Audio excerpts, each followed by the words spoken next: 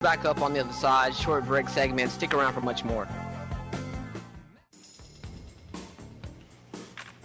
On with my insightful special guest, Neil Kramer. The website is thecleaver.blogspot.com, and we're really talking about how the interesting parts of history as an esoteric nature and any nature that's beneficial has just been redacted and been removed.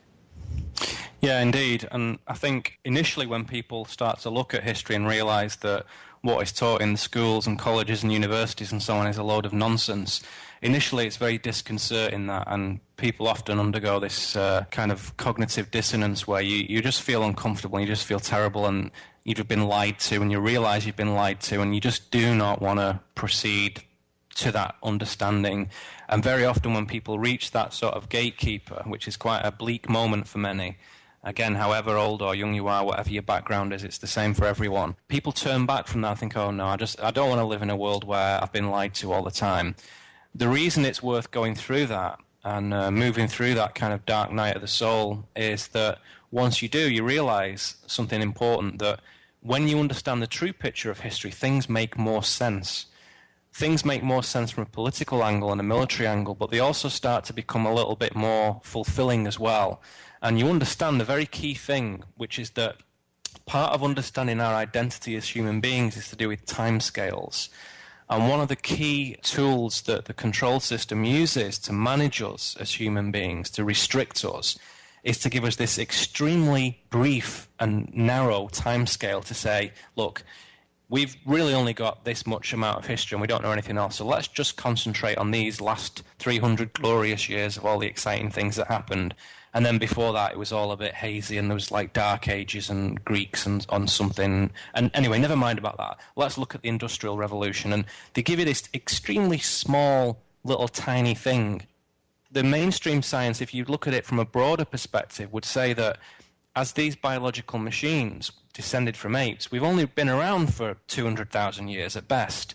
And man didn't really exist in his present form before that. And yet there are hundreds, maybe more, thousands of suppressed archaeological finds that you never see in the mainstream, and yet they are there for everyone to study. If you use your critical reason, your analysis, get the books, get the internet stuff, have a look at it, go to the conferences, these finds show that man has been around for millions of years, maybe even longer than that. There's some studies to show 60 million, 200 million years. So certain artifacts found in substances that do very well over time, like volcanic ash layers in the geological record, solid rock and amber, artifacts found in these suggest human presence for an incredibly longer time than expected.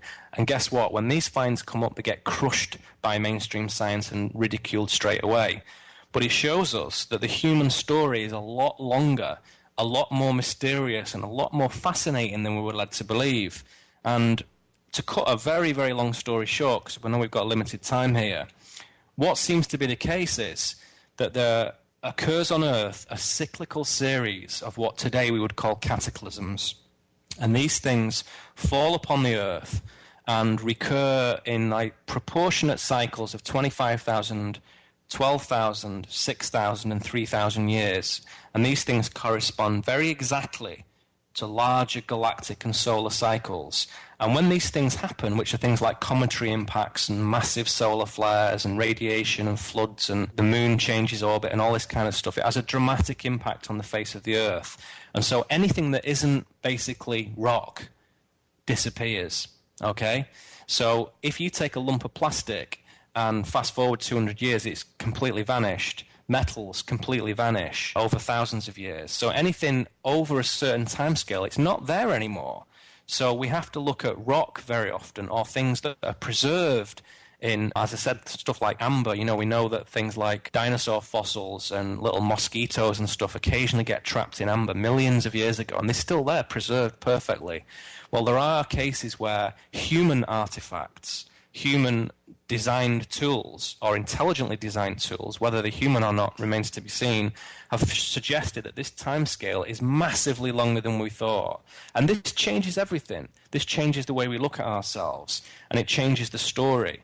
And so all the history books, basically all the textbooks in all the universities, imagine they'd have to all just go on the fire because they're all incorrect. So this huge reevaluation can never really be allowed to happen.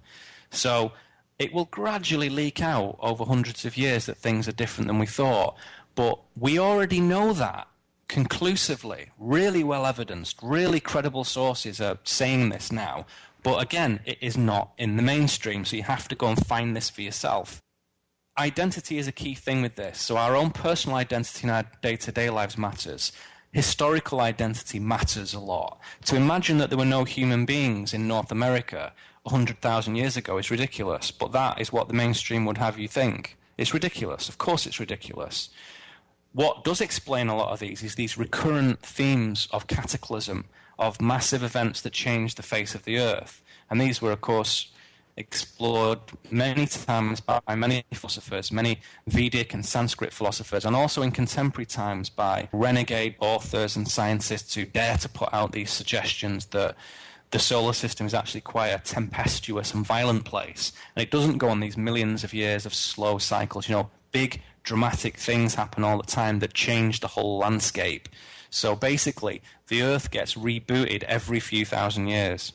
Interesting. You're right, though. I mean, because while you and I, are shown, videos of cavemen, walking around on all fours and hitting each other in the head with big old bones, you think that's who we are. I mean, that's gonna degrade us to a viewpoint as a people to think that that's all that we are and that's our ancestors.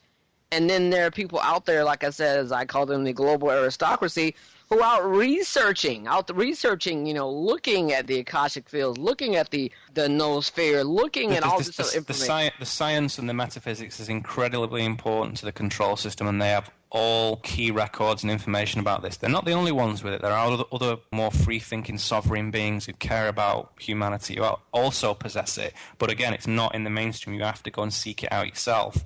So the real history of humankind is much more interesting, much more intriguing than you would possibly believe. But it's so wild, it's so out on the fringe, this stuff, that you have to approach this information with no belief system. If you go into it with your Christian or your scientific or your humanistic belief system, you're going to stop at some point and not go any further. So you don't have to eject them altogether. If you've got a belief system that works for you, fine. Just pause it while you do the work. Absolutely. We're coming to a quick break. We'll bring it back up on the other side. Neil Kramer, thecleaver.blogspot.com. Back in a bit. Welcome back to The Vantage Point on my special guest, Neil Kramer. And really, can we admit as a people that we know nothing? Yes, I think that's the starting point. The starting point of the whole sacred journey of being an authentic, brilliant, magnificent, majestic human being is very simple. It's this statement: we know nothing. It's hilarious. We all come in with a totally blank slate. Nobody really knows what's going on. Even the people who've got all these secret records, it's all just conjecture. It's all just guesswork.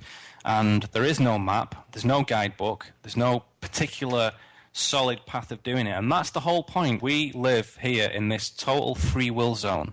We can do anything we want. And we're taught that isn't true. We're taught that, well, there's certain things you can do and there's certain things you can't do. You can do anything that you want. And the thing that guides you, of course, is your own code of conduct, is your own sense of ethics and morality and common sense. And we all have that as human beings. I'm quite an optimist as far as the human race goes. I think that humans are essentially good. And I think they only go off track when the consciousness is squashed, is suppressed to a ridiculous degree, which at the moment, unfortunately, it is that way. But this has been going on for thousands of years. It's not new. Just because it's very in your face now doesn't mean that suddenly the wonderful America and Britain of the 1950s, where everything was so lovely, suddenly that's all turned to horribleness and it's all terrible. No, it was always like that. It's just that now we have the information about it. It's like, when a police force starts to collect crime data in a more efficient way, guess what happens? The crime rate appears to go up. It's because they're collecting more data and being more efficient, and that's what the internet has done. It's shown us what a crazy bloody place that we live in. But, information control, just coming back to that for a second, is a key thing. And I'll give you an example of that. In ancient Catholic history, in 1422, Pope Gregory V founded this organization, which was a congregation for spreading the faith. In Italian, the Congregatio de Propaganda Fide, and this is where we get the word propaganda from. And the object of the group was basically to go around and spread Catholic doctrine as far and wide as possible. But this word propaganda now has really replaced a lot of that original sort of stuff with something even more sinister. And I would suggest that anybody who's interested in examining the control system and how it works and what it looks like from an inside point of view, go and read George Orwell's novel 1984. Absolutely. Because Orwell, not only is it like worryingly, funnily actually come to pass now that his novel from 1946 or whenever it was, or the 40s anyway, his novel is there, it's real now. It's very interesting because Orwell himself, he was part of the system at one point. And, he was a propagandist, as a matter of fact. He was. He used to work for the Ministry of Information. His name was Eric Blair at the time. Over time, Orwell sort of grew increasingly sort of frustrated and disenfranchised with what actually the government were asking him to do. And he realised that they were warping news coverage during the war, not just for the good of the nation, but to get people to think about the war in a certain way, not independently and fairly, but in a very unbalanced way. And eventually Orwell resigned in disgust at this. And he said himself, and I'll quote him, I've just got this little snippet in front of me. Orwell said, "Political language," and with variations, this is true of all political parties, from the conservatives to the anarchists, political language is designed to make lies sound truthful and murder respectable, and to give an appearance of solidity to pure wind.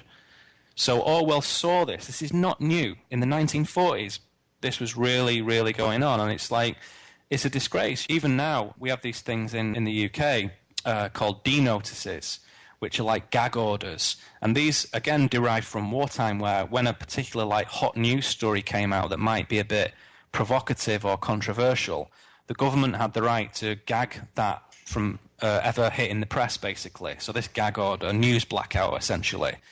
And you had to do it by law, and if you didn't do it, you could be imprisoned or executed. So the media just behaved themselves and did it. But we still see this in operation today.